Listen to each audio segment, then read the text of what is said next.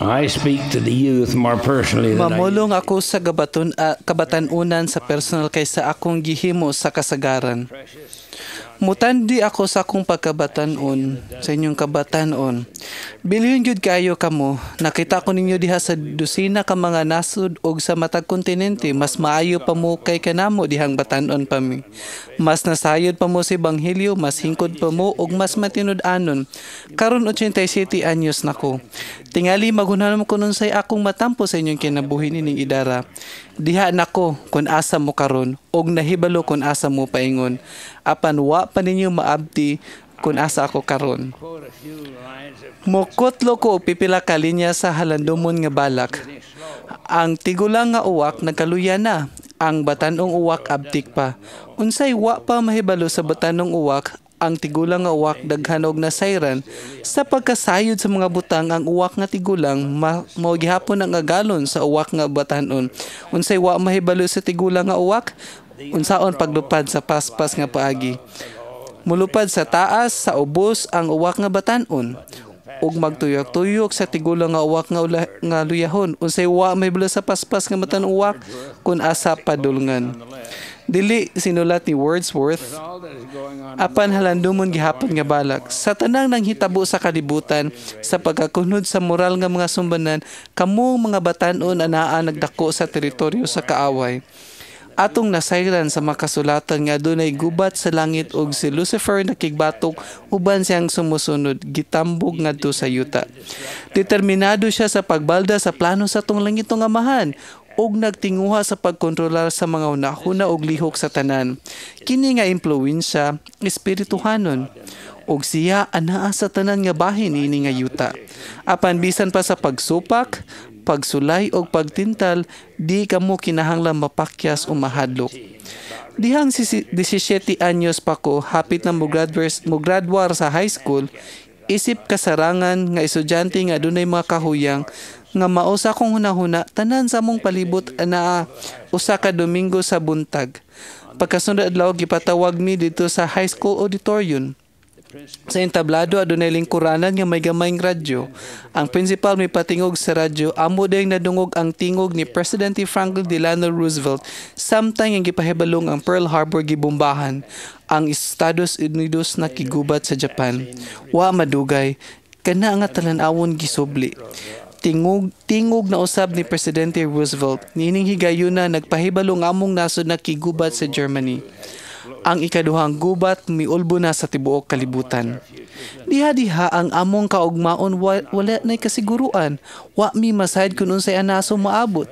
Mabuhi pa ba kami aron maminyo ug makabaton og pamilya?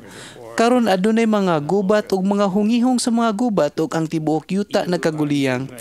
Kamo among kabatanunan mahimo mubati og walay kasiguruan ug walay kasiguridad sa inyong kinabuhi. Ganahan kong mutambag ug mutudlo ninyo. Muhatag ninyo pasidaan sa pipila ka mga butang nga di ang ayang buhaton. Ang plano sa ebanghelyo mao ang mahinungdanon nga laraw sa kalipay. Ang pamilya mo ang sentro niya na nga plano. Ang pamilya nagdepende sa takos nga paggamit niya itong mga gahom nga makahatag og kinabuhi nga naa sa inyong lawas. Sa ang pamilya usa ka pamahayag ngadto sa kalibutan, usa ka dinasig nga dokumento nga gi-issue sa unang kapanguluhan ug sa quorum sa napulog duha ka mga apostoles. Among atong nahibaluan nga sa kinabuhi nga wa pa dinhi sa yuta, ang tanan nga mga tawo lalaki ug babayi gilalang diha sa itsura sa Dios. Ang matag usa hinigugmang espiritu nga anak nga lalaki o babae sa langit no maginikanan ug ang ingon matag usa adunay makinaiya sa pagka-Dios o kalagmitan nga mahimong usa ka Dios. Ang pagkalalaki o pagkababae usa ka hinungdanon nga kinaiya. Kami sa dugang mupahayag nga ang Dios misugong ang sagrado mga gahom sa paglalang pagagamiton lamang tali sa lalaki o babayi kinsa legal nga naminyo isip bana og asawa. Ang dakong silot nga napahamtang ngadto ni Lucifer ug sa iyang mga sumusunod mao nga sila gihikawan nga makabaton og mortal nga lawas. Daghan sa pagtintal nga inyong sagubangon, sigurado nga mo ang labing grabe. Adunay kalabutan sa inyong lawas. Walang muhatag gahom sa paglalanggo mga lawas alang sa bagong kaliwatan. Apan kamo usab adunay kabubuton. Si Propeta Joseph Smith nagtudlo, ang tanang mga tao kinsa adunay mga lawas adunay gahom ni atong wala.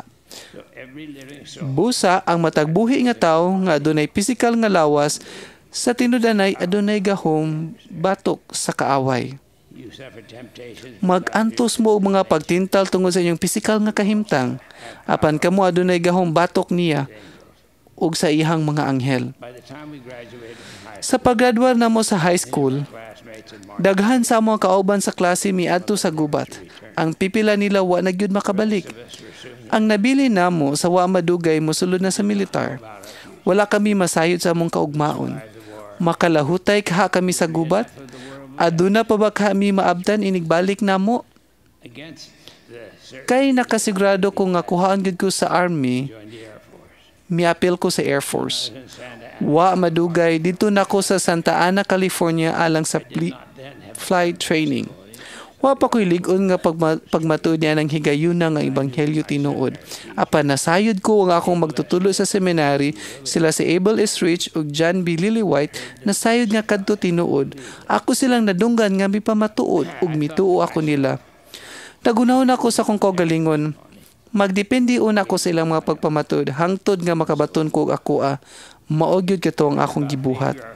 Nakadungog ko sa patriarchal nga mga panalangin apan wa pa makadawat og usa. Sa matag stake, adunay giordinahan nga patriarch nga adunay espiritu sa pagpanagna ug espiritu sa pagpadayag. Otorisado siya nga mohatag og personal ug pribado nga mga panalangan niadtong muduol kinsa girekomendar sa ilang mga bishop. Misulat ko sa akong bishop alang sa usa ka recommend. Si J. Roland Sandstrom, mao ang naordinahan nga patriarch nga nagpuyo sa Santa Ana Stake. Wa siya nahibalo mahitungod nako ug wa pa gyud makakita nako kaniadto. Apan gihatagan ko niya sa akong panalangin. Diha niini akong nakita ang mga tubag ug panudlo. Bisan tuod nga ang mga patriarchal nga panalangin pribado kaayo, mugahin ko og ubong nga kinatlagikan sa akong panalingin. Ikaw pagagihan pinagi sa mga honghong sa balang espiritu ug ikaw pagapasidad-an sa mga kakuyaw. Kun mo patalinghog ka niadto nga mga pasidaan, ang atong langitong amahan mo panalangin niini aron ikaw mahiusap pag-usap sa imong mga minahal sa kinabuhi. Kana nga mga pulong nga kun, bisan og gamay ra nga pagkasulat, daw ingon kadako sa tibok papel. Mapanalinginan ako nga makabalik ikan sa gubat kun musunod ko sa mga sugo ug kun mupatalinghog ko sa mga aghat sa Espiritu Santo. Bisan tuod nga kana nga gasa gihatag nga rin ako ato sa bunyag, wa pa ko masahad kung unsang Espiritu Santo o kung sa unsang paagi ang aghat mulihok. Ang kinahanglan akong masayran sa mga aghat, akong nakita sa baso ni Mormon, akong nabasahan nga ang mga anghel mamulong pinagi sa gom sa Espiritu Santo. Busa sila namulong sa mga pulong ni Kristo. Busa pagbusog sa mga pulong ni Kristo. Kay tan-awa ang mga pulong ni Kristo magtug-an kaniyo sa tanan nga magbutang inyong buhaton. Tingali ang usa ka butang nga mahinungdanon kayo nga akong nakatunan sa pagbasa sa baso ni Mormon. Mao nga ang tingog sa espiritu moabot isip usa ka pagbati imbis usa ka tingog. Kamo makakaton ingon nga ako nakakaton sa pagpaminaw ni ana nga tingog nga mabati imbis nga madungog. Si Nephi mibadlong siyang mga magulang nga igsuong mga lalaki nga nag-ingon, kamo nakakita og usa ka anghel ug siya namulongan ha kaninyo. Oo, kamo nakadungog sa iyang tingog matag karon og unya. Ug siya nakapamulongan ha kaninyo sa usa ka hinagawhaw nga tingog. Apan kamo ingon sa walay pagbati. Mao nga kamo dili makabati sa iyang mga pulong. Ang ubang mga kritiko mingon nga kini mga bersikulo na sayop tungod kay makadungog kamo og mga pulong, dili kamo mobati niini. Apan kung nasayod kamo sa espirituhanong komunikasyon, nasayod mo ang pinakamaayong pulong nga muhulagway kuno sa may tabo mo ang pulong nga pagbati. Ang gasa sa Espiritu Santo, kung kamo muuyon, mugiya og manalipod, ug gani mo korehir sa inyong mga lihok. Usa kini kay espirituhanong tingog nga mosantob sa inyong hunahuna, samtang ang panabot o pagbati ibutang sa inyong kasing-kasing. Si Propeta Enos miingon, ang tingog sa Ginoo midangat sa akong hunahuna. told Oliver Cowdery. Og ang Ginoo misulti kang Oliver Cowdery, tan-awa ako musulti kanimo diha sa imong hunahuna og sa imong kasing-kasing pinagi sa Espiritu Santo nga moabot diha kanimo.